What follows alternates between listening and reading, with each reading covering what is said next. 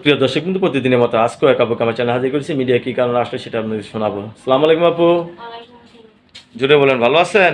হ্যাঁ ভাই, ভালো আছি। আচ্ছা, আপুর কি আগে বিয়ে হয়েছিল? হ্যাঁ, আমার তো বিয়ে হয়েছিল। স্বামী সাথে থাকে নাকি থাকে না? না, স্বামী নাই। স্বামী নাই, এখন বিয়ে বসতে চাচ্ছেন, আপনার ফ্যামিলি রাজি আছে তো? হ্যাঁ, অবশ্যই আমি দেশে থাকলে আমার ফ্যামিলি রাজি। আপনি রাজি থাকলে আপনার ফ্যামিলি রাজি আছে না? কতদিন ধরে স্বামী ছাড়া আছেন? 3 মাস।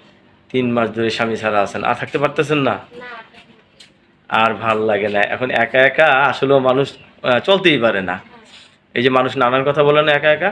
হ্যাঁ, কথা বলতে পারে। স্বামীর সাথে ডিভোর্স হয়েছে? হ্যাঁ, ডিভোর্স হয়ে গেছে। কি ছিল স্বামীর দোষ, কি ছিল? ভালো ছিল না? মানে সেবাদ করে তোমার ধরতে হতো। নিশাপানি করতো? হ্যাঁ। যাই হোক, দুষ্টুগুলো থেকে শূন্যগুলো অনেক ভালো। হ্যাঁ।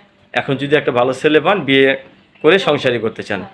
আচ্ছা, এখন আপনার হাতের কাজ টাজ কিছু করেন? হ্যাঁ, আমার সেলাই মেশিনের কাজ করি, মেশিন নাই দেখে করতে পারি।